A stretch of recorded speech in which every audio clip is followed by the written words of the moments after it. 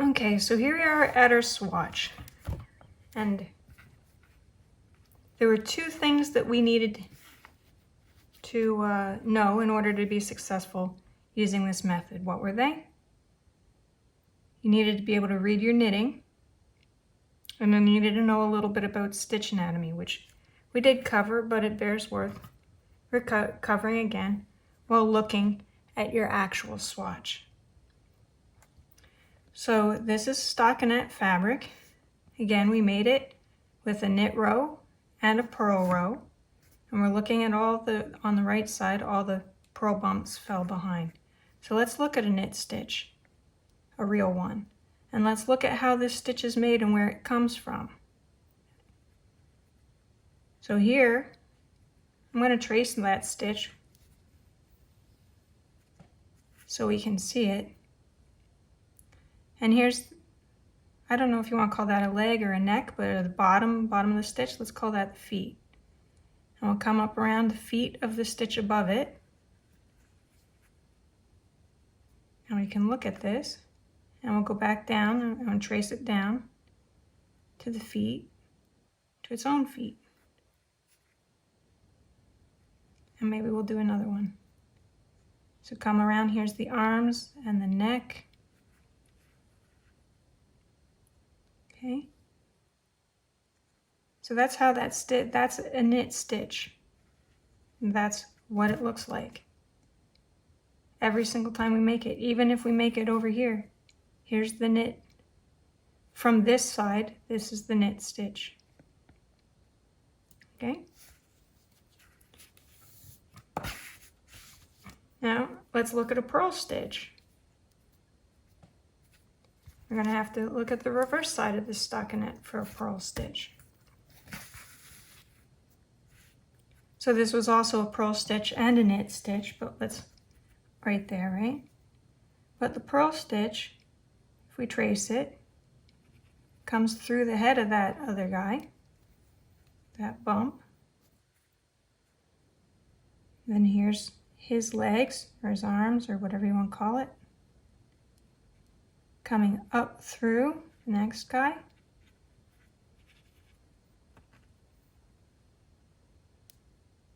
Then here's the head of the bump that fell behind.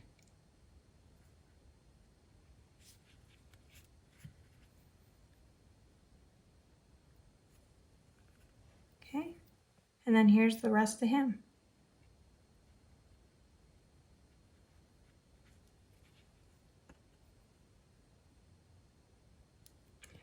Now I'm tracing this to show you the stitch, but this is also duplicate stitch, and it's also a sneaky way when your pattern says weave in ends. This is how you would do it, or this is one way to do it. It's a pretty good way to do it because it locks the stitch in, and if I flip this over, so this is serving two purposes, both to show you the path of the thread when you were making your purls. That's how the path of the thread went. But it's also a good way to weave in ends, because check it out. That was dark blue on really loosely knit white, and on the right side you can't see it. So right up front, there's a nice little secret. A little extra, because that's not about truly fixing mistakes. So you can see that purl stitch, and we'll just leave him there. I'll take you out. So that was a knit stitch and a purl stitch. And let's look over here on the side. Let's look at our garter stitch where it was just knitting. Now because it was garter stitch, just knitting flat, not like my sock puppet that I told you about, I have bumps on both sides of my work now, right? So if I trace this one,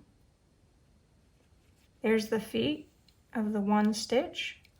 It came up through and interlocked to make bumps with my next, when I knitted on the wrong side. And that's the end of that one stitch coming through these two, right? Or if I traced, what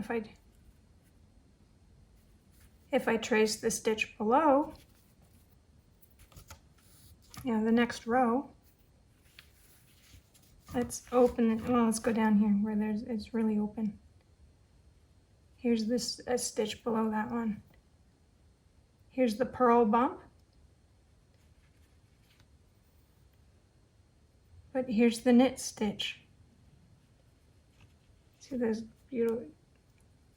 It's quite opened up compared to the reverse stockinette side that we just looked at, right?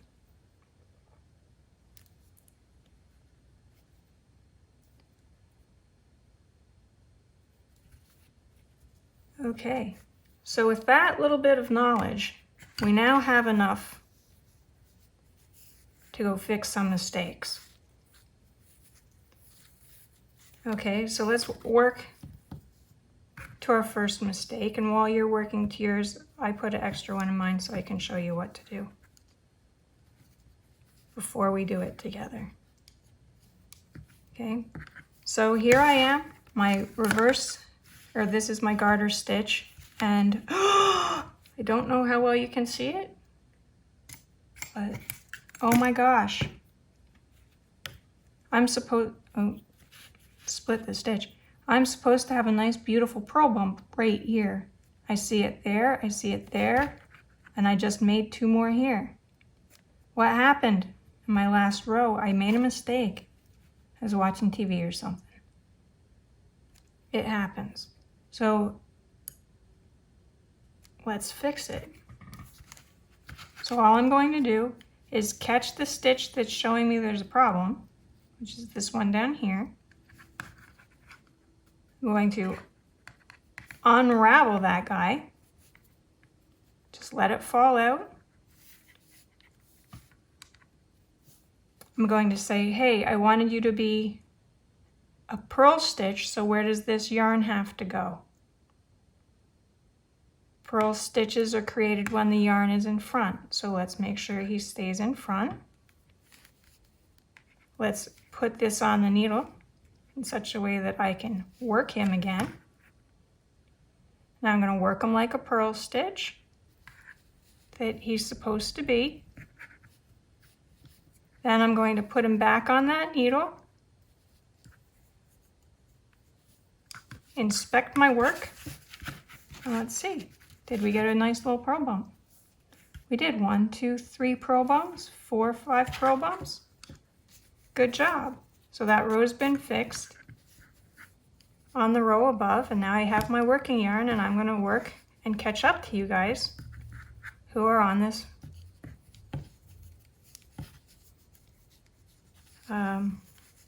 knit stitch on your first mistake in this pattern. Okay, so we've knitted to it.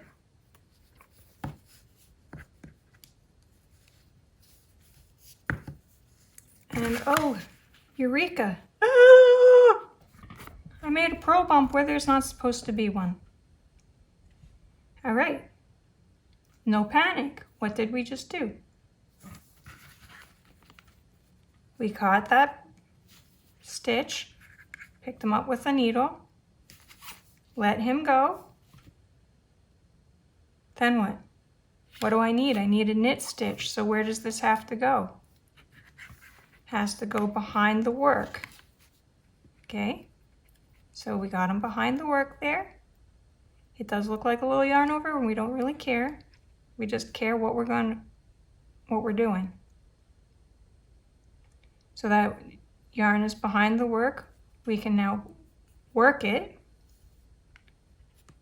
behind the work there. Poke you through the way we want you to go. Say, look, he's been fixed. No bump in the front. Put him back on that needle. Put you back on there.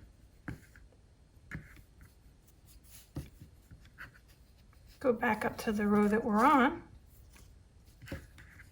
and continue knitting. So easy. So one thing I do want to talk about before we get to the next stitch is leggedness. So sometimes if you drop a row, you might have a stitch that's not sitting the way he's supposed to, like this guy. See, his right leg is the one that's closest to the needle tip, and the guy next to him, his left leg is the one, well, these are the in front. So this guy's right leg is closest to the needle tip. This guy's right leg is also closest to the needle tip, but his right leg is behind my needle, and this guy's right leg is in front of the needle, right? So long as I knit the leg that is closest to the needle tip, not the leg that's in front, and by front meaning closest to me, behind being way back here. So if front is the one that's closest to the needle tip, the leading leg, I will not twist that stitch. Put him back. Okay? He will not get twisted. If I knit this guy with that same instruction, knit the front, the leading leg, he's not going to get twisted either. If I do the front leg, because the front leg on this stitch is not leading, the front leg of that stitch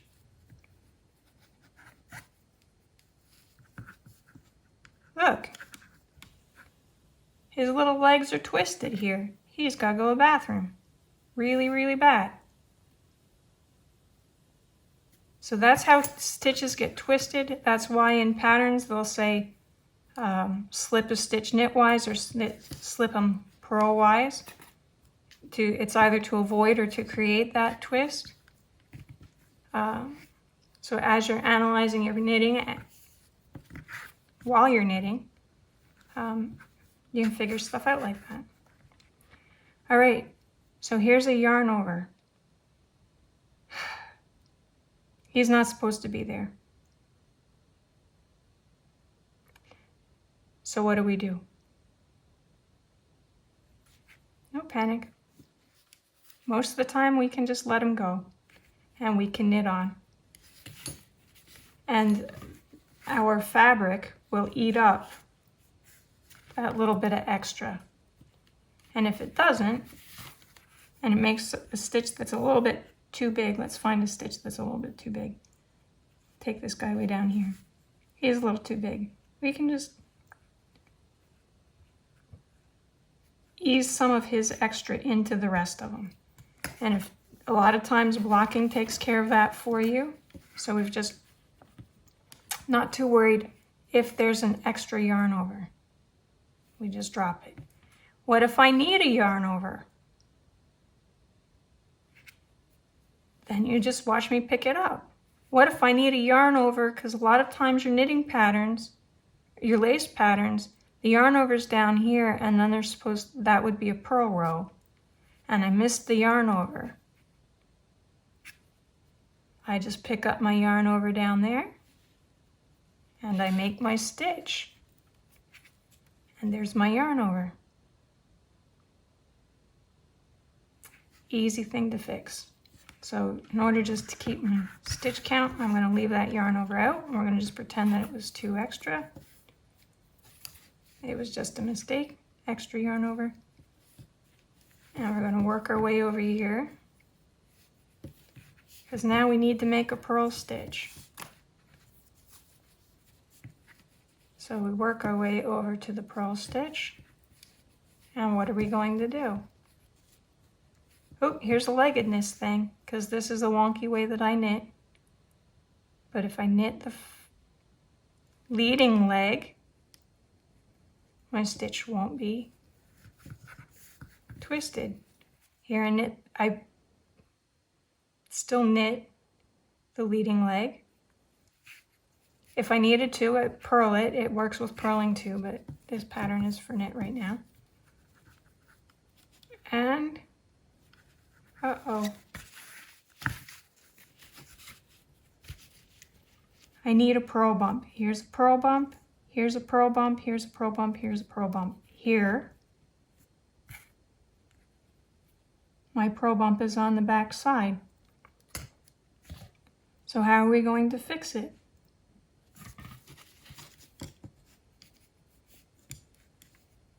I catch it. Very good. I undo that. It's a purl stitch, so that little yarn has to be in front. Now if I don't like the yarn over that it's making back here, that's okay. I can do a little bit of extra needlework and make a nice long thing to work with. Okay, so here it is. I'm in the front. That yarn is caught so he doesn't ladder down too far. I poke him and I work him just as if he was, that little piece was the big ball of yarn that I normally work from. There you go, he's fixed. There's the bump. Put him back on that side so I can pick him up and knit him with this row.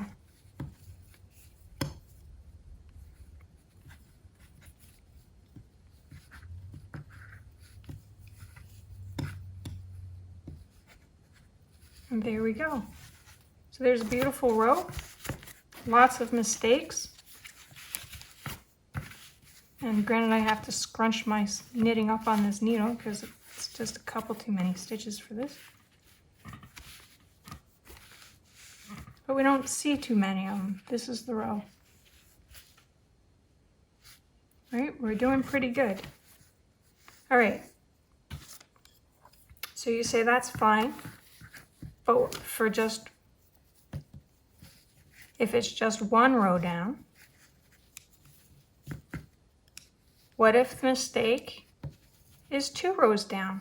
Or what if it's 2 rows down and it's also 2 stitches wide? 1, 2, 3, 4, 5. 2 rows down and 2 stitches wide. Okay, so let's do that. Let's say, for the sake of practicing, we come to the middle of this reverse stockinette and we need 2 rows down. Let's say these 4 stitches need to be, they're not supposed to be knit, or purled rather. We're going to knit them. So 2 rows down, 1, 2, I'm going to catch it with, I could catch it with these knitting needles, or I could stick it on something else. So let's catch it with crochet hook.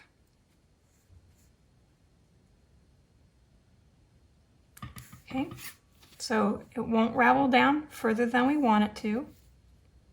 Take those 2 off, 2 rows down, 1, 2, and we didn't go further than we wanted to. Okay, so I'm going to put, and these are going to be knit stitches, so we're going to put these 2 long rungs behind. I'm going to put these back on here so I can knit them. I could knit them off the crochet hook too. That's doable also. So 2 rows down, we're going to make these into knit stitches. I make sure I take the rung, the rung that's supposed to be working this row. And I hold him as if he's my working yarn, and I make 1, 2 knit stitches. Okay, and I have another Now I have these guys. I'm going to put these back because some of us don't know how to knit backwards yet. And that's my second working yarn, that second little piece. And we're going to work them. 1, 2. And then we'll put them back.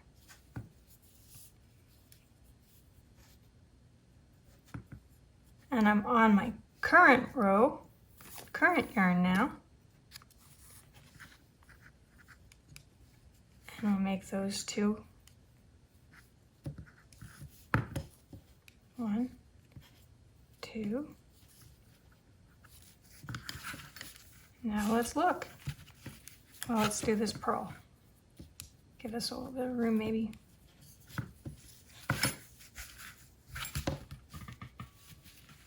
Okay, so here we have reverse stockinette. Here's our reverse stockinette. Here's our 2 by 2 stockinette part.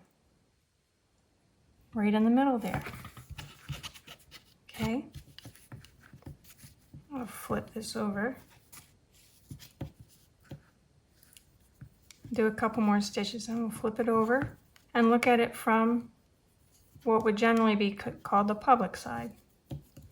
Okay, so the public side of this.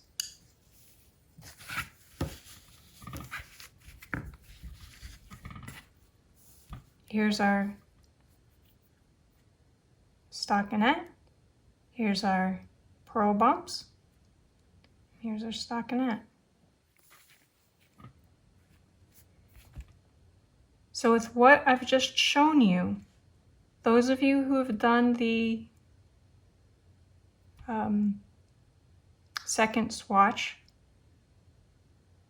the cable swatch, believe it or not, you now have enough information to rework that top cable that's twisted in the wrong direction. So I'm going to leave you to that. So you're going to knit back to where the mistake is. You may have to flip the knitting, pick up your 4 stitches, look at it from the right side, unravel it down, and rework your cable. You might need a cable needle to hold these 2. But I know that you'll be able to do it. And if it confounds you, well, that's why you will be sending me an email for some more help. Okay. Now, for everybody else, let's go back here.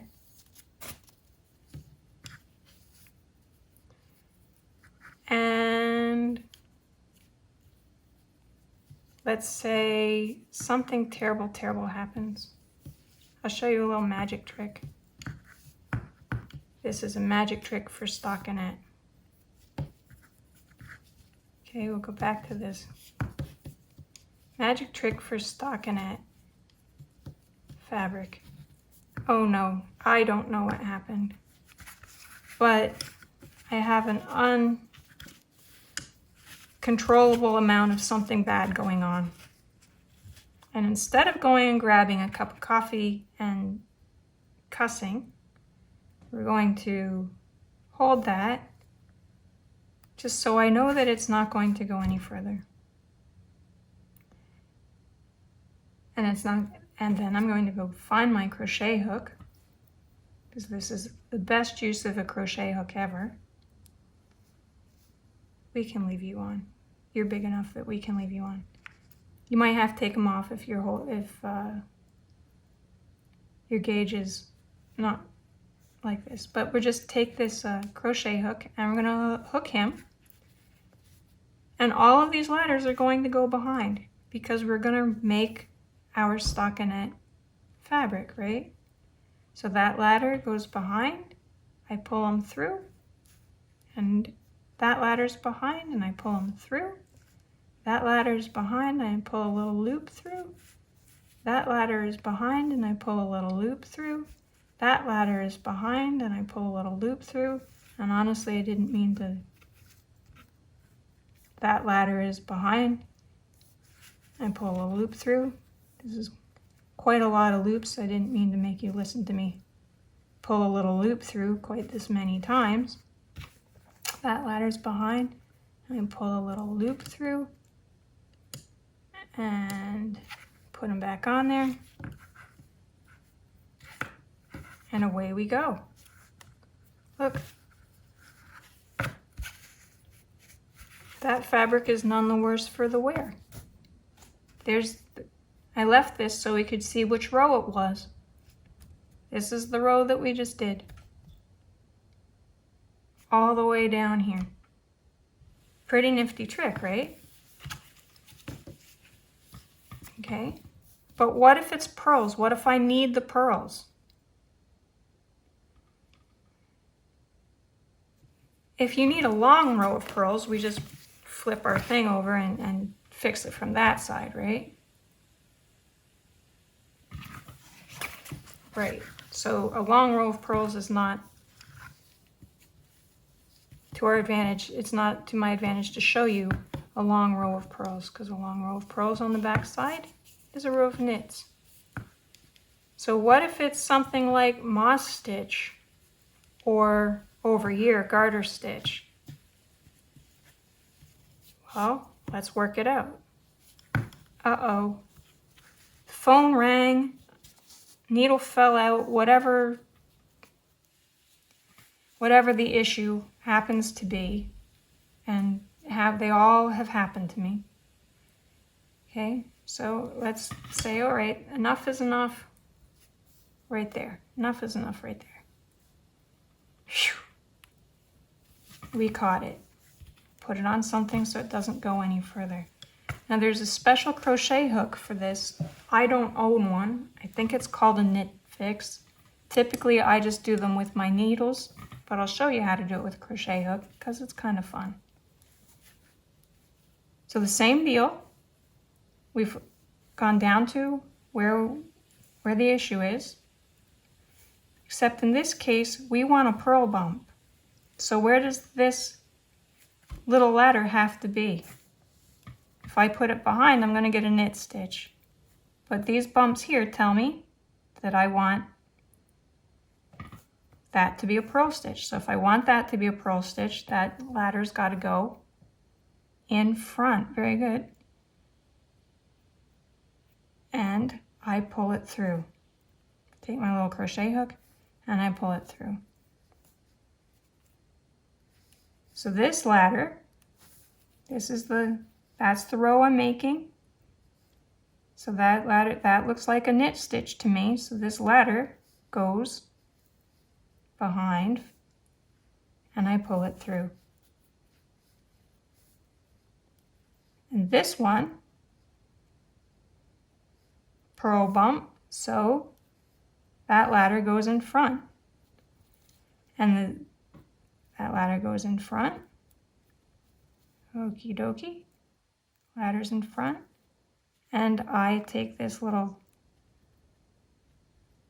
and I pull it through. Okie doke. That one, next one, is a knit stitch from behind, easy as pie.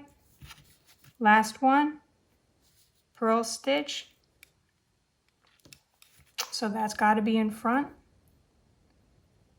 Did you see me try to just do it with my needle for you? Because that's my comfort zone.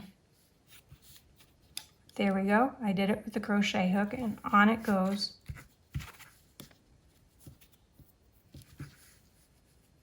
And then I can work these purl stitches, or these garter rather, so this would be knit. I'm looking at purls, I got a little confused. So we finish off this row.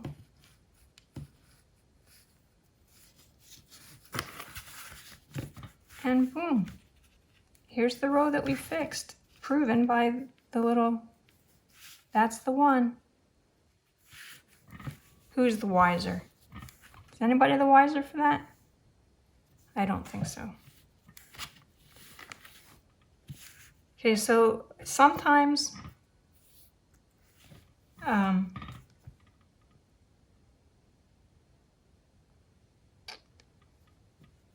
so I showed you duplicate stitch. That was when we went like this and we traced these out. Now, depending on the kind of project, this is also a way to fix,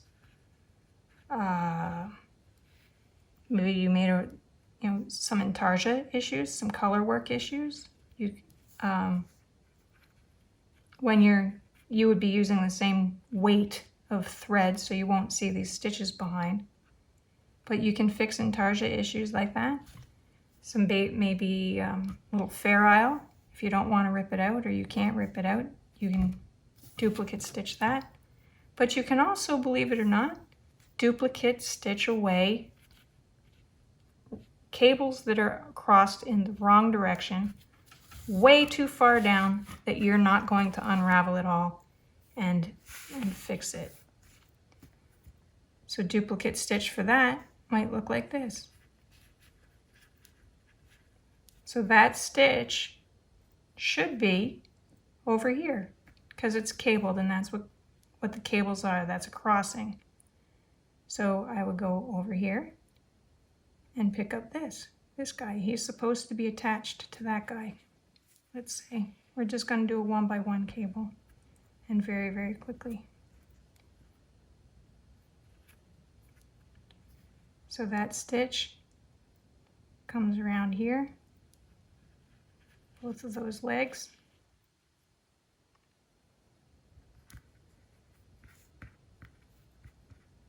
And then back down through here. And again, the people who did the cable swatch, if you want to try to re-swatch that, or to change the direction of the cable, that bottom cable, using duplicate stitch, you can. So that would be called hiding the mistake. So you can hide it that way. And the last thing I want to show you with this extra yarn is a lifeline.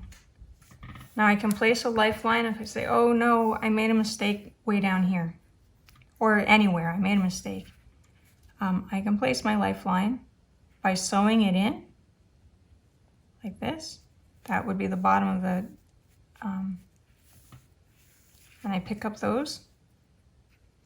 So I could fix that when we did the 2x2.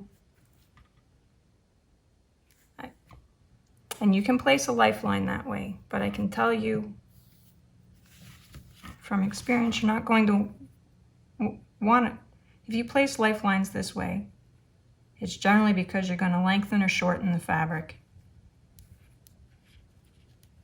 That's a lifeline after the fact. And if I'm going to lengthen or shorten fabric, I'll put a lifeline on this row, and I'll put a lifeline on this row.